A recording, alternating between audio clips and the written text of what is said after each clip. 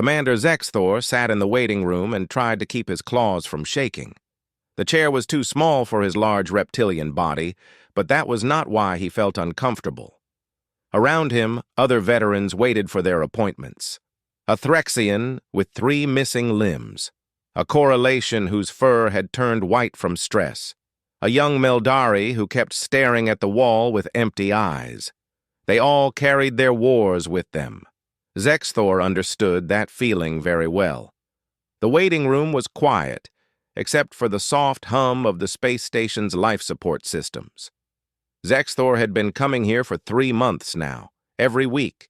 The same chair, the same wait, the same hope that maybe this time he would find the words to explain what lived inside his head.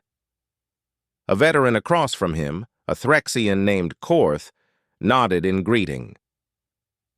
They had spoken before, sharing brief words about their service. Korth had fought in the border conflicts. Brutal fighting, everyone said. Korth had lost his legs and 1 arm in an explosion. "Still having the dreams?" Korth asked quietly. Zexthor's scales darkened slightly, an automatic response he could not control. "Yes." "Me too." Korth looked at his prosthetic limbs. "I see the explosion every night, feel the heat, smell the burning, but we keep going, right? That is what soldiers do." Zexthor wanted to agree, but his throat felt tight. He had seen many battles in his 40 years of service. He had fought on 12 different worlds. He had commanded hundreds of soldiers. He had earned the Silver Star of Valor, the highest military honor his species could give. But only one war still haunted him. Only one set of memories made him wake up screaming. Another veteran entered the waiting room. She was Vrelnian like Zexthor, her scales showing the dark green of their home world. She looked at the group and sat down heavily. "Long day?" Korth asked her. She nodded. "Anniversary of the Battle of Kelos Station. Always hard." "I fought there," Korth said. "Lost a lot of good soldiers." The Vrelnian female looked at him with understanding. "At least it ended. At least we can say it is over." She paused.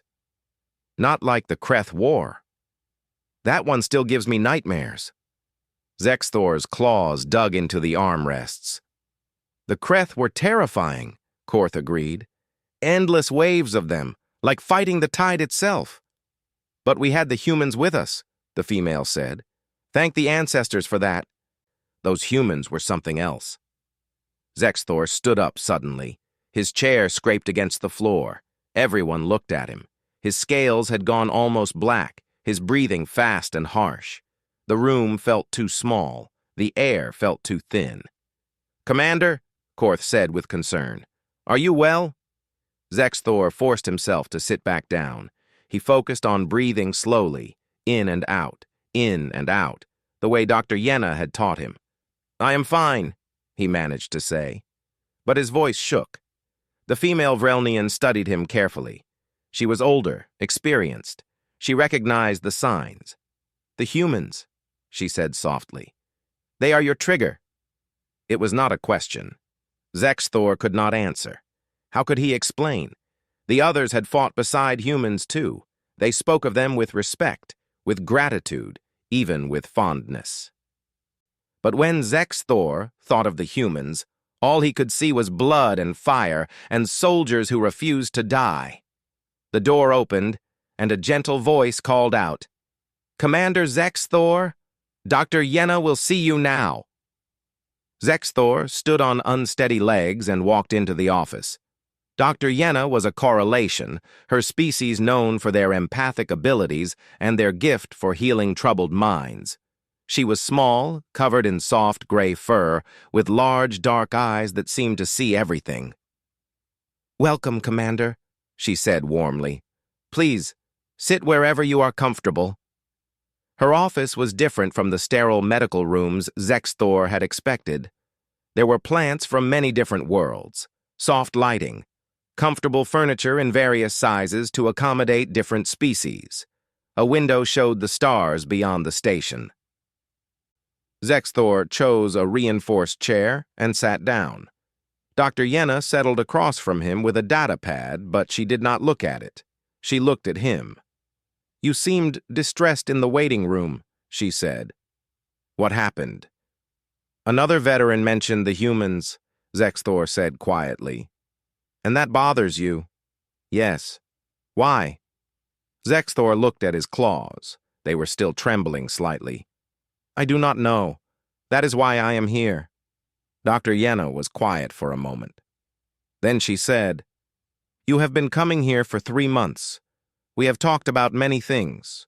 Your career, your family, your decorations. But you have not once spoken about the Kreth War.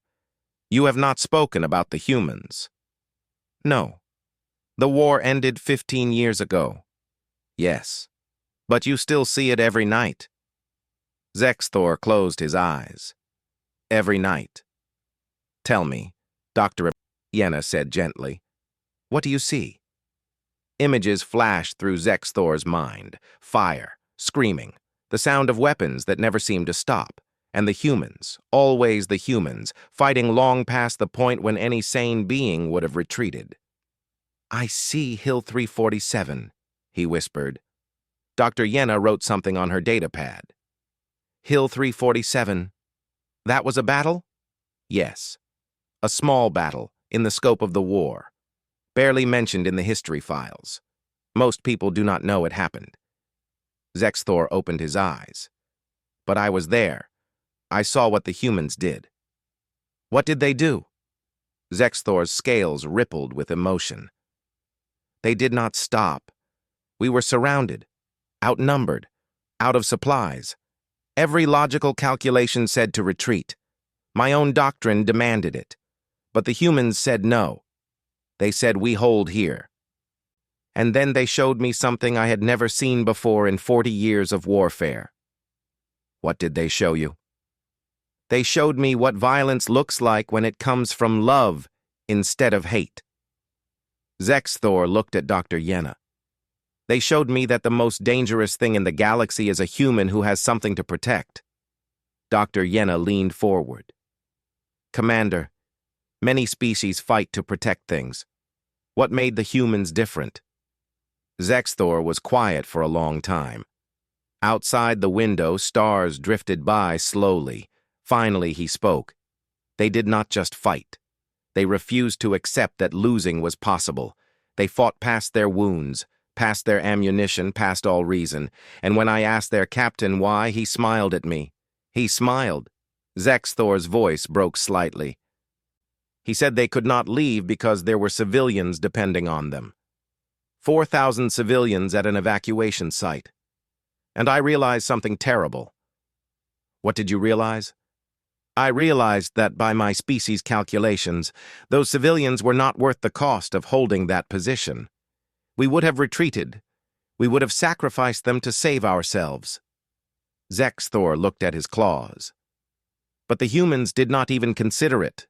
They stayed, they fought, they died, and those civilians lived." The office was very quiet. "I have been decorated for bravery," Zexthor continued. "I have medals and honors and respect. But I am not brave. I understand now. The humans are brave. They are also terrifying, because they do not fight like soldiers. They fight like every battle is personal." Dr. Yenna watched him carefully. "You fought alongside them, not against them. Why does this haunt you?" "Because," Zexthor said, and his voice was barely a whisper, "I finally understand what true violence looks like, and I do not know if the galaxy is ready for a species that loves so much it will destroy anything that threatens what it loves." The memory came back to Zexthor as clearly as if it had happened yesterday instead of 15 years ago. Planet Threshold 9, Year 7 of the Kreth War. The turning point, historians would later call it. The place where the tide began to shift. But for Zexthor, standing in the ruins of Forward Base Alpha, it had felt like the place where they would all die. The Kreth had surrounded them 3 days earlier. They came in waves, thousands of insectoid bodies moving with perfect coordination. The Kreth were a hive-mind species, and fighting them was like fighting the ocean itself. You could kill hundreds, thousands, and more would just keep coming. Zexthor's battalion had 800 soldiers. They were Vrelnian, trained in defensive warfare, experts at holding positions. But even experts have limits. After 72 hours of constant attacks, they were down to 23% ammunition. Food was running low. Medical supplies were almost gone. 17 soldiers had died. 42 were wounded. The human company attached to his battalion had 120 soldiers.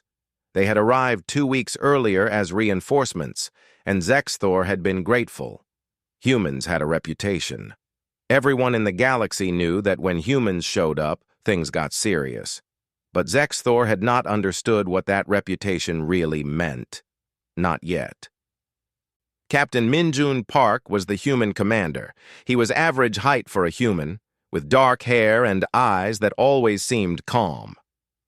When he walked into the command bunker that morning, he moved like a man going for a casual walk, not a man who had been fighting for 3 days straight. "Commander Zexthor," Minjun said politely, "we need to talk about the situation." Zexthor looked at his tactical display. The situation was clear. They were surrounded on 3 sides. The Kreth controlled the high ground. Supply lines were cut. Reinforcements were 4 days away, minimum.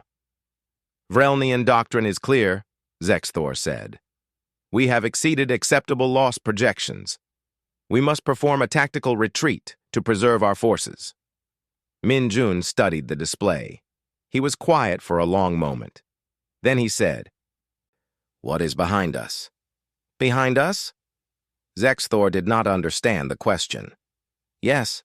What is 5 kilometers behind our position?" "Evacuation Site 7. Civilian refugees waiting for transport." "How many?" 4,000, give or take." Minjun nodded slowly. "And if we retreat, what happens to them?" Zexthor felt uncomfortable. "The Kreth will reach them in approximately 6 hours, before the transports arrive. So they die. It is unfortunate, but tactically, we hold here," Minjun said quietly. Zexthor stared at him. "Captain, the mathematics are clear. We cannot hold this position for 4 more days. We will lose too many soldiers. The logical choice is to retreat and regroup." Minjun looked at him with those calm eyes. "Commander, with respect, we are not retreating. We hold here." "That is not logical." "No," Minjun agreed. "It is not. But it is what we are going to do." Zexthor wanted to argue, but protocol was clear. Each species commander controlled their own forces. He could not order the humans to retreat. "Your soldiers will die." "Maybe," Minjun said, "but those civilians will live. That is enough." He walked out of the bunker before Zexthor could respond. The attacks intensified that afternoon. The Kreth seemed to sense weakness, and they pressed harder. Zexthor watched his ammunition counters drop steadily. 18%, 15%, 12%. He gave the order to prepare for retreat. His soldiers began organizing equipment, setting charges to destroy anything valuable they could not carry. It was standard procedure. But the humans did not prepare to retreat. They reinforced their positions. They redistributed ammunition. They checked their weapons and their armor and their medical kits. They prepared to stay. Zexthor found Minjun on the western wall, looking out at the Kreth positions through electronic binoculars. "Captain, my forces are preparing to withdraw. I strongly advise you to do the same." "Noted," Minjun said without looking away from the binoculars. "But we are staying. You will all die." "Maybe." Minjun finally looked at him. "But someone has to hold this line. Those civilians cannot defend themselves. Someone has to stand between them and the Kreth. That someone is us." "This is insanity." Minjun smiled slightly. It was not a happy smile. "Commander, have you studied human history?" Zexthor was confused by the question. "Some." Why? Then you know we have been fighting wars for our entire existence as a species, not against aliens, against each other. Thousands of years of war. Min-Jun looked back at the Kreth positions. We are very, very good at war. And we learned something important over all those years. What? We learned that some things are worth dying for. And protecting innocent people is always one of those things. The attack came at sunset. The Kreth came in massive waves, flowing over the ground like water. Zexthor ordered his soldiers to fall back to secondary positions, maintaining defensive fire as they prepared for full retreat. But the humans did not fall back. They stayed on the walls and they fought. Zexthor watched through his command display, horrified and fascinated. The humans were outnumbered 10-1, 20-1. The Kreth kept coming, and the humans kept firing. When their ammunition ran low, they switched to secondary weapons. When those ran out, they drew blades, against an enemy with projectile weapons and acid spray and mandibles that could cut through armor. A human named Sergeant Ji-Woo Kim was treating wounded soldiers in an aid station near the wall. Zexthor saw her on his display. She was bleeding from a wound in her side, but she kept working. A Kreth breakthrough happened near her position. She grabbed a rifle and started firing, still holding medical supplies in her other hand. Zexthor made a decision that would haunt him forever. He ordered his soldiers to stop retreating. "We hold position," he said. "We support the humans." His second-in-command looked at him in shock.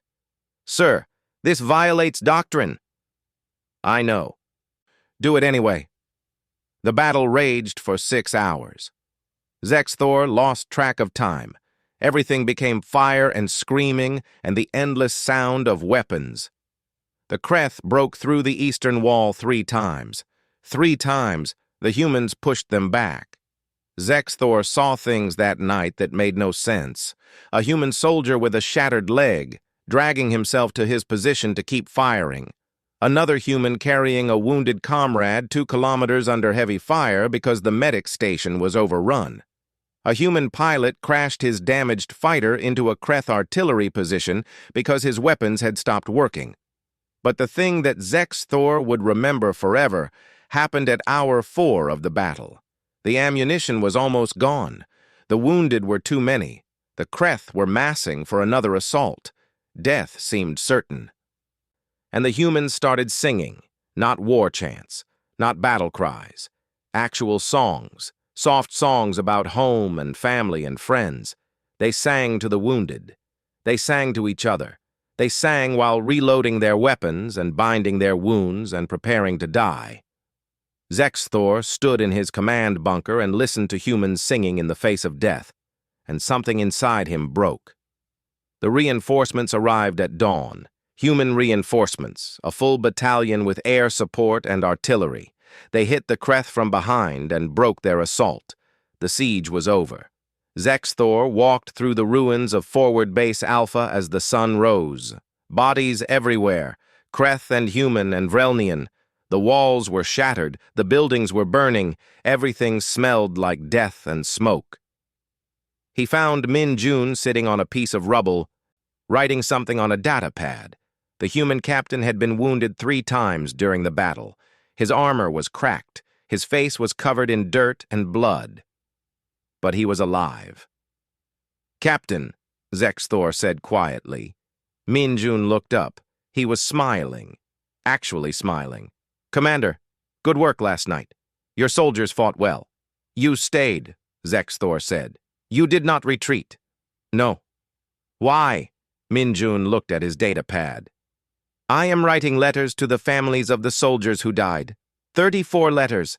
I remember every name, every face, every detail about them. That is my job as their commander." "I do not understand." Min-Jun stood up slowly, wincing from his wounds. "Commander, do you know why humans fight the way we do?" "No." "Because we understand exactly what death means. Every single human on that wall last night knew they might die. They knew what they were sacrificing, and they chose to stay anyway. Min-jun looked toward the evacuation site in the distance. Those civilians are alive, 4,000 people who will go home to their families, who will have children and grandchildren, all because 120 humans decided that protecting them was more important than protecting themselves. But the cost... The cost was acceptable because we chose it, Min-jun said firmly. That is the difference. We do not see death as waste. We see it as price, and some things are worth any price. He offered his hand. Zexthor took it carefully, aware of how fragile human bones were. Good work, Commander, Min-jun said again. Let us hope we do not have to do that again. But Zexthor knew they would. Tomorrow or next week or next month, there would be another battle, another impossible situation, and the humans would stay and fight again. They would always stay. They would never stop staying. That was what terrified him. Zexthor finished telling the story of Hill 347 and sat back in his chair. His scales felt cold. Talking about it always made him feel cold, even though the office was warm. Dr. Yenna was quiet for a long time. She wrote notes on her datapad, but her dark eyes stayed on Zexthor. Finally, she spoke. That was a difficult battle, she said gently. But you said other species fought bravely in the Kreth War, too. The Threxians held the line of Korath for 9 days. The Meldari fought to the last soldier at Station Prime. Why does Hill 347 disturb you specifically? Zexthor looked at his claws. How could he explain? It was not just Hill 347. Tell me about the others. The memories came flooding back. 15 years had not faded them at all. 3 weeks after Hill 347, there was the Bridge of Talon Pass. A human scout team, 8 soldiers. They discovered a Kreth column moving toward a supply depot. Command ordered them to observe and report. Standard procedure. Zexthor's voice was flat, reciting facts like a mission report. The humans calculated that if the Kreth reached the depot, 2 battalions would be trapped without supplies. So they did not just observe. They held the bridge. 8 soldiers against a column? Against 400 Kreth warriors. They held for 6 hours, long enough for the supply depot to be evacuated, long enough for reinforcements to arrive. Zexthor closed his eyes. My people calculated they could hold 20 minutes, maximum. After that, they should retreat or be destroyed. What happened? They held 6 hours. All 8 died. But 1,600 soldiers survived because of it. Dr. Yenna wrote more notes. You said there were others?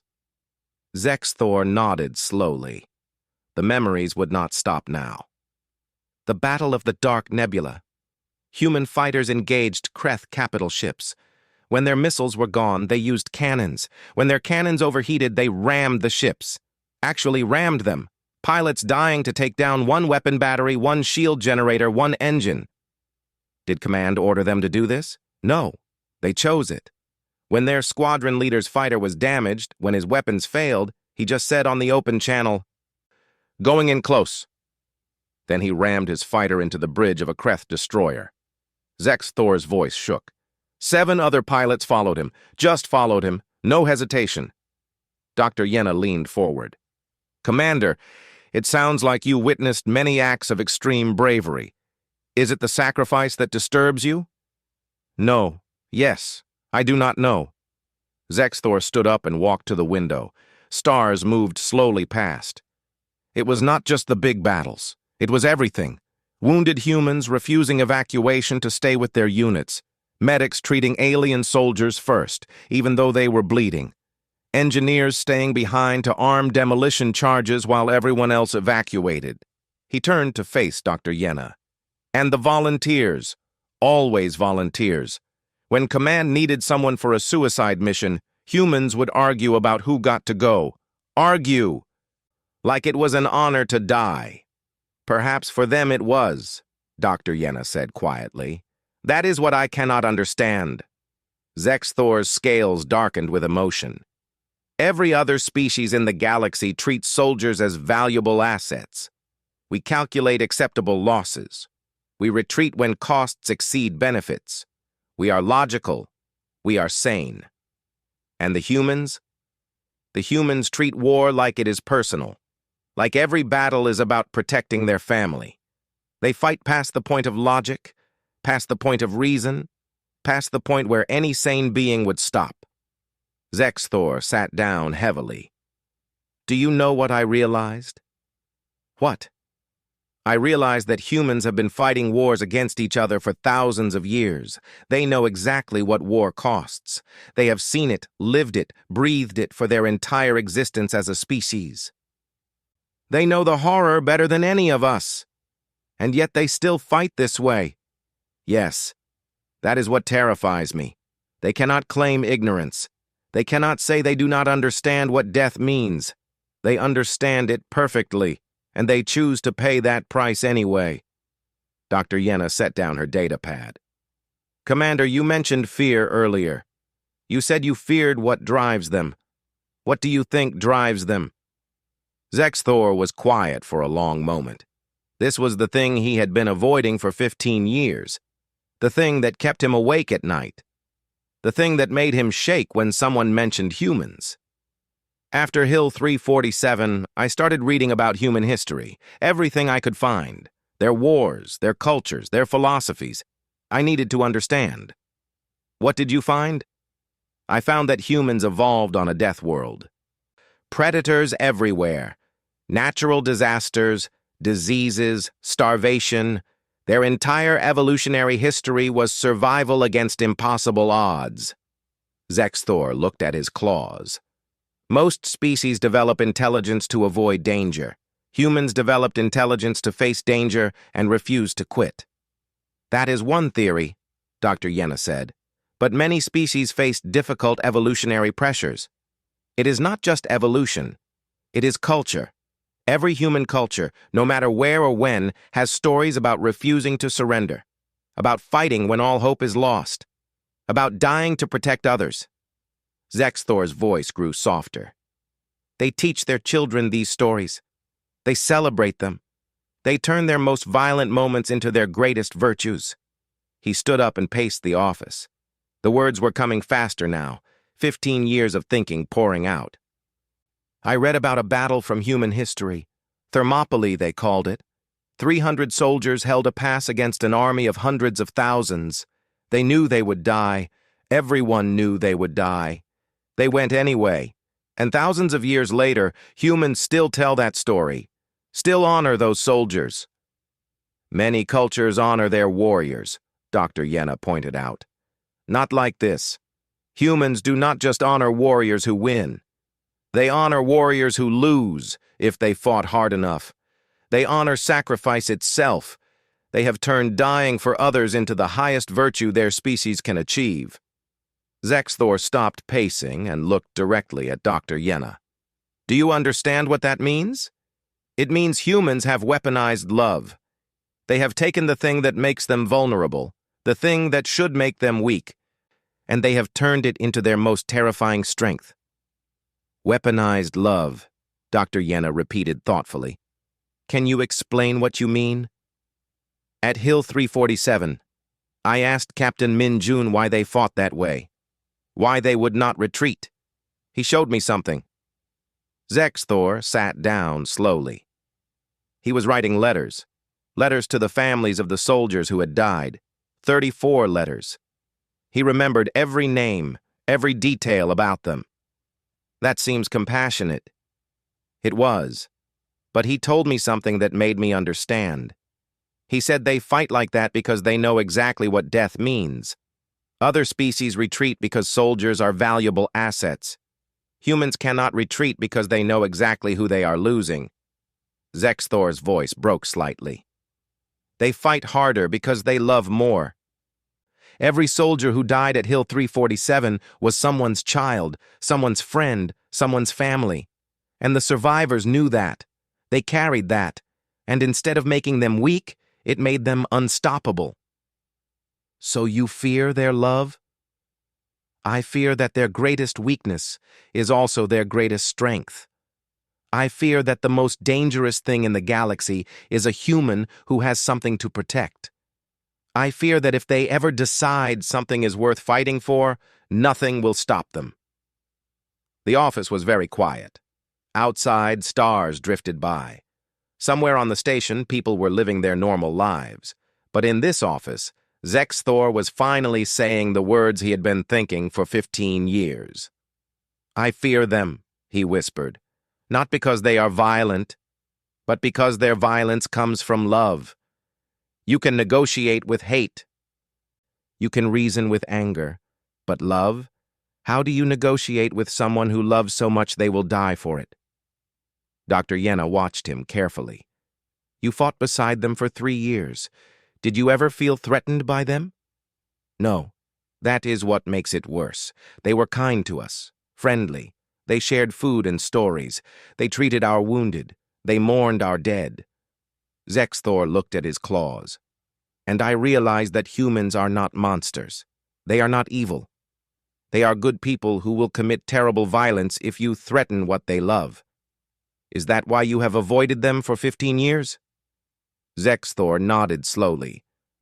I have been avoiding them because I am ashamed. Ashamed? At Hill 347, my doctrine said to retreat. My training said to preserve my forces. My logic said those civilians were not worth the cost. Zexthor's scales darkened to almost black. But the humans did not even consider leaving. They just fought. And I realized something terrible about myself. What did you realize? I realized that I would have let those people die. I would have followed my doctrine and retreated, and 4,000 civilians would have been slaughtered. But the humans could not do that. They could not leave people to die. Zexthor looked at Dr. Yenna with pain in his eyes. What does that make me? What does that make my species? It makes you different, Dr. Yenna said gently. Not worse, different. I do not believe that. Zexthor's voice was harsh. I have spent 15 years trying to understand. Are my people cowards? Are humans insane? Or is there something else I am missing? Dr. Yenna stood up. She walked to her desk and pressed something on her communication panel. Commander, I think I can help you find answers, but not from me. What do you mean? You need to talk to someone who was there. Someone who can explain the human perspective. She looked at him. Would you be willing to meet with Captain Minjun Park? Zexthor felt his scales go cold. He is here? On this station? He is an ambassador now. He works in the diplomatic section. When I learned you were coming for treatment, I reached out to him. Dr. Yenna smiled gently. He said he would be happy to talk to you. He said you were a good soldier and a friend. I have been avoiding humans for 15 years. I know, but Commander, you cannot heal by avoiding the source of your pain. You need to face it. And maybe you need to hear from someone who understands what you saw. Zexthor was quiet for a long time. Then he nodded slowly. When? He can come tonight, if you are ready. I am not ready. I will never be ready. Zexthor stood up. But yes, tell him to come. Zexthor stood in his quarters that evening and tried to calm his racing thoughts. His scales kept shifting colors, betraying his anxiety. He had been avoiding this for 15 years, avoiding humans, avoiding the memories, avoiding the questions that kept him awake at night. And now Captain Minjun Park was coming here, to his quarters, in less than an hour. The door chimed. Zexthor's claws dug into his palms. He was not ready. How could anyone be ready for this? But he walked to the door and opened it anyway. Minjun Park stood in the corridor, and Zexthor felt his breath catch. The human was older now, gray hair at his temples. He wore civilian diplomatic clothes instead of military armor. He walked with a cane, and his left arm was clearly a prosthetic, the mechanical parts visible at the wrist. But his eyes were the same, calm and steady, the eyes of someone who had seen terrible things and decided to keep going anyway. "Commander Zexthor," Minjun said with a warm smile. "It has been a long time." Zexthor could not speak. He just stared. Minjun's smile faded slightly. "May I come in? Or would you prefer to talk another time?" "No, please, come in." Zexthor stepped aside. Minjun entered the quarters slowly, his cane tapping on the floor. He looked around at the simple space. Standard station quarters, nothing personal. He did not comment on it. "Please sit," Zexthor managed to say. "Can I offer you anything? Water? Tea?" "Tea would be nice, thank you." Zexthor prepared tea with shaking claws. He had practiced this in his mind 1,000 times, what he would say if he ever saw Minjun again. But now that the moment was here, all his prepared words had fled. He brought the tea and sat down across from Minjun. They looked at each other in silence. "Dr. Yenna told me you have been having difficulties," Minjun said finally. "She said Hill 347 has been troubling you." "Yes." "It troubles me too." Minjun sipped his tea. "That was a hard fight. A lot of good people died there." Zexthor's scales darkened. "I should have been there with them. My doctrine said to retreat. I was ready to leave." "But you did not leave." "No, I stayed. Because you stayed. Because I could not bear to watch you fight alone." Zexthor looked at his claws. "But I would have left. If you had not been there, I would have retreated and those civilians would have died." Minjun was quiet for a moment. Then he said, "Commander, can I tell you something honestly?" "Yes." "I do not blame you for considering retreat. Your doctrine is sound. You would have saved your soldiers. From a purely military perspective, that was the correct choice. Then why did you stay?" Zexthor's voice was harsh. "Why did you throw away military logic? Why did you fight a battle you knew you could not win?" "Because military logic is not the only kind of logic." Minjun set down his tea. "Commander, do you know why I became a soldier?" "No." "When I was 8 years old, there was a fire in my apartment building. A bad fire. My family was trapped on the 10th floor. We could not get to the stairs. The smoke was too thick." Minjun looked at his prosthetic hand. "A firefighter came through the window. She was wearing full gear, oxygen mask, everything. She grabbed me and my sister first, told my parents to wait. She carried us down a ladder on the outside of the building." "She saved you?" "Yes, but she went back into the fire, for my parents, for the neighbors, for everyone still trapped." Minjun's voice was soft. "She made 3 trips. On the 3rd trip, part of the building collapsed. She died saving the last family." Zexthor said nothing. At her funeral, someone asked her captain if it was worth it. If one firefighter's life was worth the lives she saved. He looked at them like they were insane. He said, "She did not die for statistics. She died because people needed her and she could help. That is what we do." Minjun looked at Zexthor directly. "That firefighter taught me something. She taught me that some decisions are not about logic. They are about who you are, what you are willing to be. But the cost was her choice. She knew the risks. She went anyway. That is what humans do, Commander. We look at impossible situations and we ask ourselves, can I help? Can I save someone? And if the answer is yes, we try, even if it costs us everything." Zexthor felt something breaking inside him. "I do not understand that. I should. I am a soldier. I have seen bravery. But humans take it to a level that feels insane." "Maybe it is a little insane," Minjun admitted. "But, Commander, let me ask you something. Why did you stay at Hill 347? "Because you stayed." "But why did that matter to you? You could have retreated. Your doctrine said to retreat. Why did you disobey your doctrine?" Zexthor was quiet for a long time. He had asked himself this question for 15 years. I stayed because I could not leave you to die alone. I stayed because watching you fight without support felt wrong. I stayed because somewhere in my soul, I knew those civilians deserved someone to protect them. Then you understand more than you think, Minjun said gently.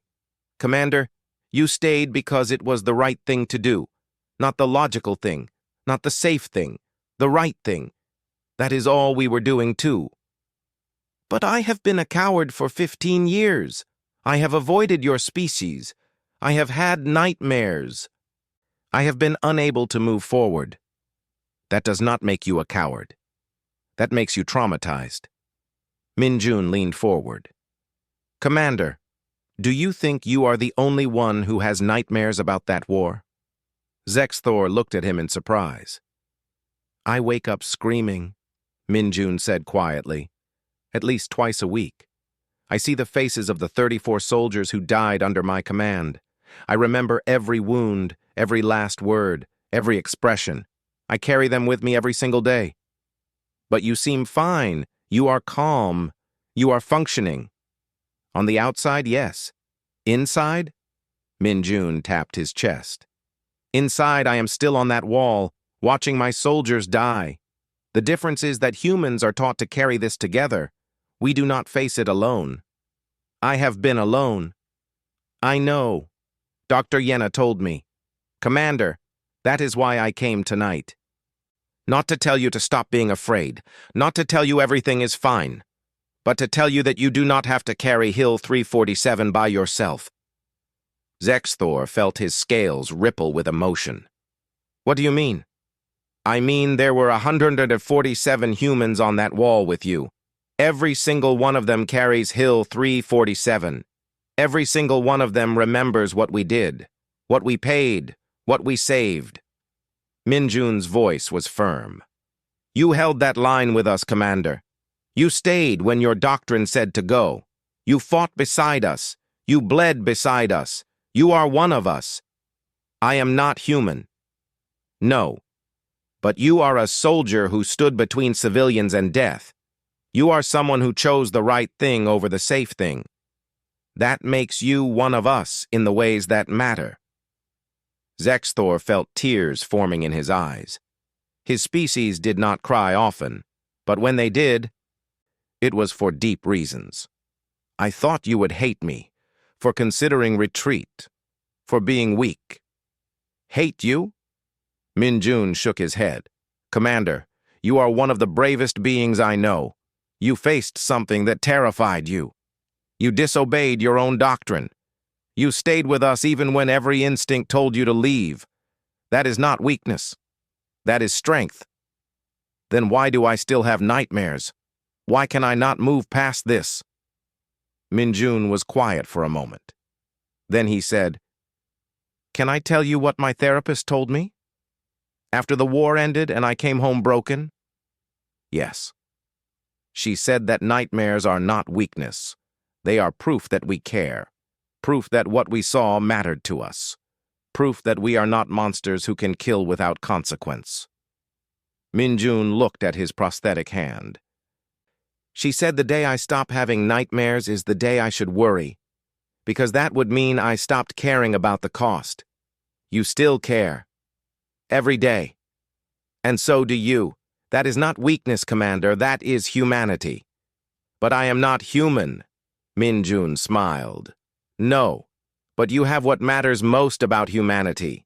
You have a conscience. You have empathy. You have the ability to choose right over easy. That transcends species. They sat in silence for a while, drinking tea. Zexthor felt something loosening in his chest. Something that had been tight for 15 years. Can I ask you something? Zexthor said finally. Anything. How do you live with it? How do you function knowing what you have seen, what you have done? Minjun set down his cup. He looked at Zexthor with those calm, steady eyes. I live with it by remembering why we did it, by honoring the ones who died, by making sure their sacrifice meant something. He paused. And by letting people help me carry the weight. What do you mean? I mean, I go to therapy. I talk to other veterans. I let my family support me. I do not try to be strong alone. Min-jun leaned back in his chair. Commander, humans are not strong because we can endure pain alone. We are strong because we face pain together. That is the secret you have been missing. I do not know how to do that. Then let me teach you. Min-jun smiled. Starting now. Tell me about the nightmares. What do you see? And for the first time in 15 years, Zexthor began to talk. Not to a therapist, not to a doctor, but to someone who had been there, someone who understood, someone who carried the same weight. They talked through the night, about Hill 347, about the war, about the cost of survival, about the weight of command, about the faces that would not leave their dreams. And slowly, very slowly, Zexthor began to understand. He was not haunted by human violence. He was haunted by human love, by the realization that the most terrifying warriors in the galaxy fought with their hearts as much as their weapons. But maybe, he thought as Min-jun shared his own stories, maybe that was not something to fear. Maybe it was something to learn from. Maybe it was something to honor. The morning light came through the window of Zexthor's quarters. He and Min-jun had talked through the entire night. Now they sat in comfortable silence, drinking their third round of tea, watching the stars beyond the station. Zexthor felt different, not healed. The wounds were still there, the memories still sharp, but something had shifted. The weight felt lighter, distributed across more than just his shoulders. Thank you, Zexthor said quietly, for coming, for talking, for not judging me. There is nothing to judge, Min-jun said. You survived something terrible. You carried it alone for too long, that is all. But I still do not understand. How do you do it? How do humans fight that way and stay sane? Min-jun was quiet for a moment, thinking. Then he said, Commander, can I show you something? It is not far from here. Show me what? Something that might help you understand. They left Zexthor's quarters and walked through the station. Min-jun moved slowly with his cane, but he navigated the corridors with the confidence of someone who had been here many times. They took a lift to the memorial section of the station. The memorial gardens were peaceful. Plants from dozens of worlds grew here, maintained by volunteers from every species. Fountains created soft sounds. Pathways wound between remembrance walls and monuments. Min-jun led Zexthor to a wall made of black stone. Names were carved into it, thousands of names. The human memorial wall, the plaque said. Every human who died in the Kreth War. There are 14,847 names on this wall, Min-jun said softly. I helped design it. I wanted to make sure every single human who died was remembered, not as statistics, as people. Zexthor looked at the names. They went on, row after row. Do you see that section? Min-jun pointed to a part of the wall. Those are the soldiers from Hill 347. 34 names. I can tell you about every single one of them. He moved closer to the wall, running his prosthetic fingers over the carved letters. Private Jiwoo Kim. She was 23 years old. She wanted to be a doctor. She played guitar. She had a younger brother she sent money to every month so he could go to college. Min-jun touched another name. Corporal Sung-ho Lee. He was 31, married. His wife was pregnant. He never met his daughter. She is 15 now. I send her birthday messages every year. You remember all of them? Every single one. Min-jun looked at Zexthor. That is how humans do it, Commander. We do not forget. We do not pretend the cost was not real. We remember them. We say their names. We tell their stories. That is how we honor what they gave. Zexthor felt his scales darken with emotion.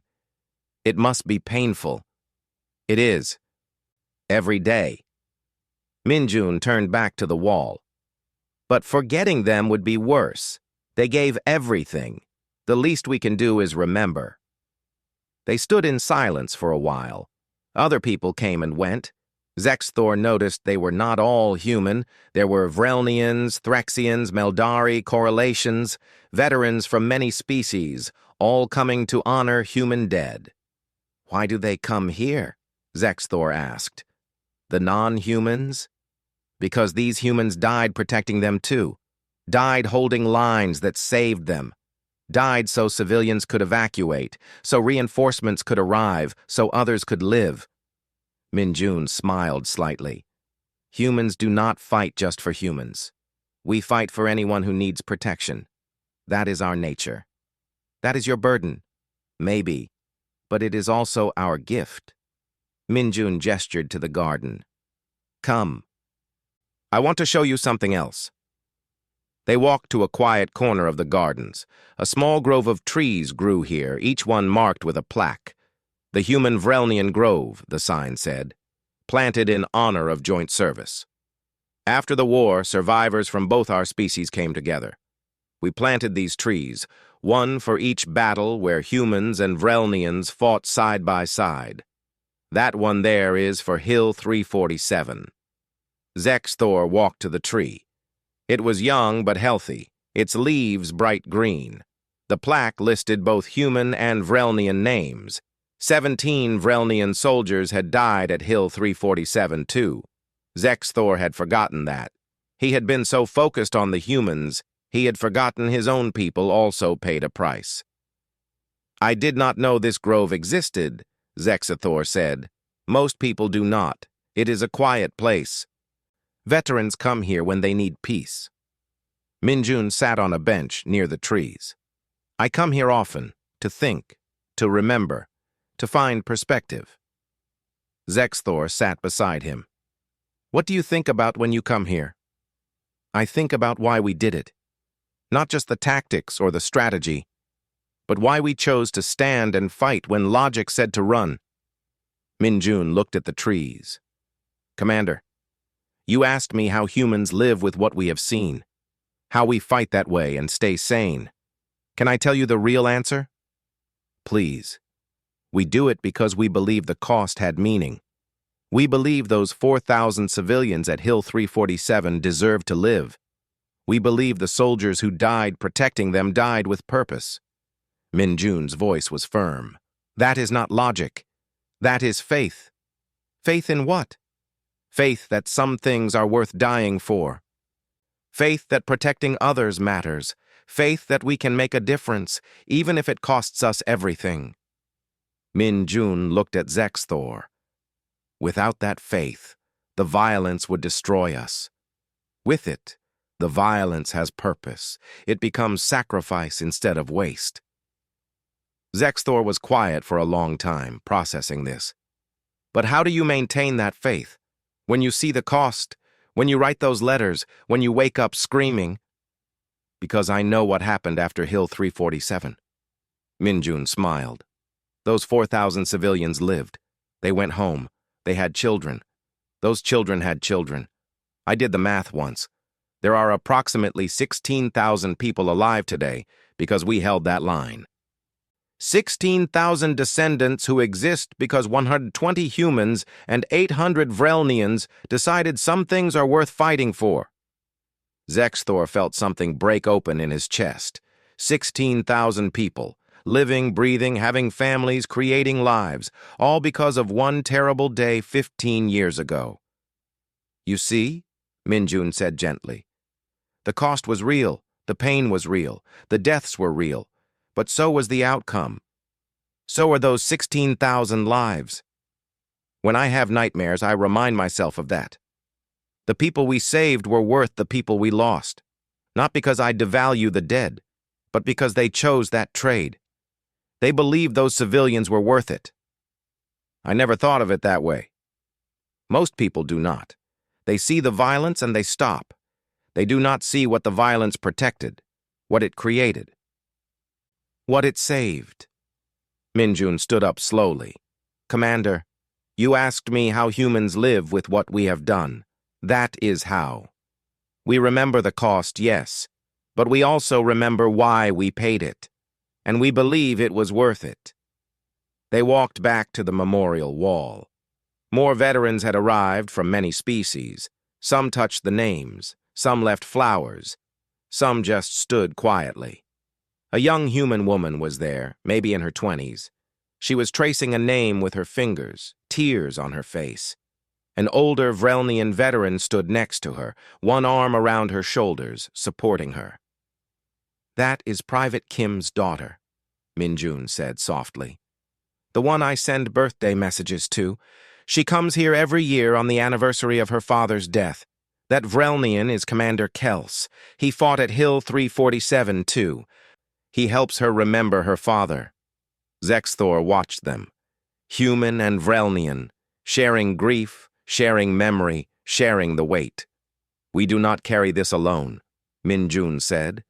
"That is the real secret. Humans understand that some burdens are too heavy for one person, so we share them. We help each other carry the weight. We tell the stories. We remember together." He looked at Zexthor. "You have been carrying Hill 347 alone for 15 years, but there are 147 humans who carry it too. There are 783 Vrelnians who survived that battle. All of them remember. All of them would tell you the same thing I am telling you now. You held the line with us. You are one of us. And you do not have to carry this alone anymore." Zexthor felt tears running down his scales. He could not stop them. 15 years of holding everything inside, and now it was pouring out. "I am sorry," he managed to say. "I should be stronger than this." "No." Minjun's voice was firm. "This is strength. Facing your pain, letting others help. That is real strength. Hiding and pretending is weakness." They stood at the wall for a long time. More veterans came and went. Some recognized Minjun and stopped to talk. They greeted Zexthor like an old friend when Minjun introduced him as the Vrelnian commander from Hill 347. One human veteran, an older woman missing an eye, shook Zexthor's claw firmly. "I was at Hill 347, she said. "I remember you. You stayed when you did not have to. You saved a lot of lives that day." "Thank you." Zexthor did not know what to say. She walked away before he could respond. "Do you see?" Minjun said. "They remember you too. You are part of their story, just as they are part of yours." As the sun moved across the sky, Zexthor found himself talking to other veterans, sharing memories, hearing their stories, learning their names. Each one carried pieces of the same war, the same battles, the same losses. And slowly, very slowly, Zexthor understood. The violence he had witnessed was not senseless. The sacrifice was not waste. The humans fought that way because they understood exactly what they were fighting for. They fought with love, with purpose, with faith that some things were worth dying for. And most importantly, they did not face it alone. That evening, as Minjun prepared to leave, he turned to Zexthor one last time. "Commander, I want you to know something. When Dr. Yenna contacted me, when she told me you were struggling with memories of Hill 347, I came immediately. Not because I felt obligated, but because you are my brother in arms. You stood with us. You bled with us. And I will always stand with you." "Thank you," Zexthor said. His voice was stronger now. "For everything. For coming. For sharing. For helping me understand." "That is what we do," Minjun said simply. He offered his hand. "You are welcome at the memorial anytime. You are welcome to talk to any of us anytime. You are not alone, Commander. You never were." Zexthor took his hand carefully. "I think I finally understand. The violence that haunted me was not senseless.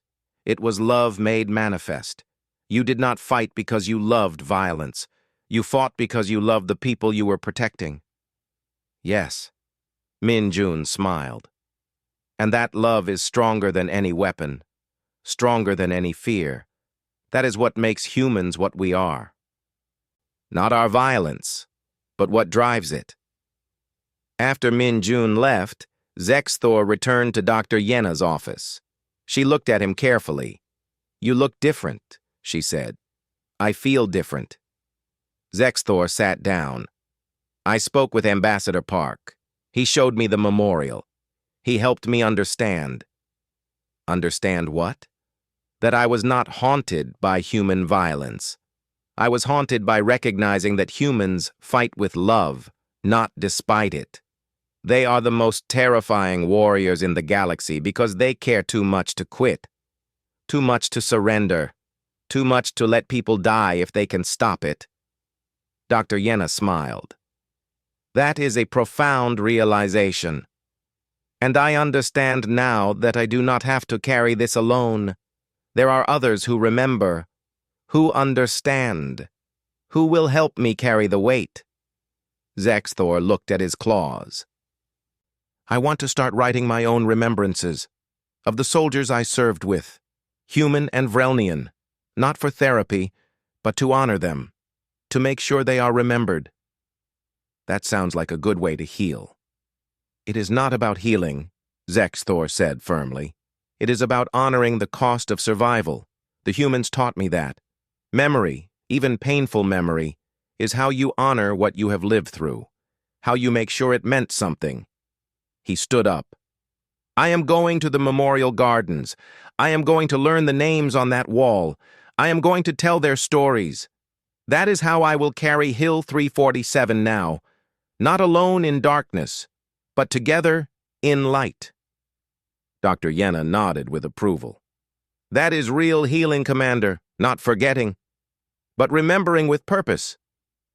Zexthor walked out of her office and headed toward the Memorial Gardens. His scales were steady now, no longer shifting with anxiety. He still had nightmares ahead. He still had difficult days to face. The memories would not fade. But he understood now. He understood that humans fought the way they did because they loved fiercely, because they refused to let people die when they could help, because they believed some things were worth any price. And he understood that he was not alone, that 147 humans and 783 Vrelnians carried Hill 347 with him, that they would always be connected by what they had done together. The violence still haunted him. It always would. But now he knew why. Not because it was senseless, but because it mattered. Because it saved 16,000 lives and counting. Because it was love made fierce enough to face death without flinching. And that was worth remembering, worth honoring, worth carrying forward into whatever came next. Zexthor entered the Memorial Gardens and walked to the human Vrelnian grove. He sat beneath the Hill 347 tree and began to write. Names, stories, memories, all the things that should never be forgotten, because that was what soldiers did. They remembered, they honored, they carried the weight together, and somehow that was enough.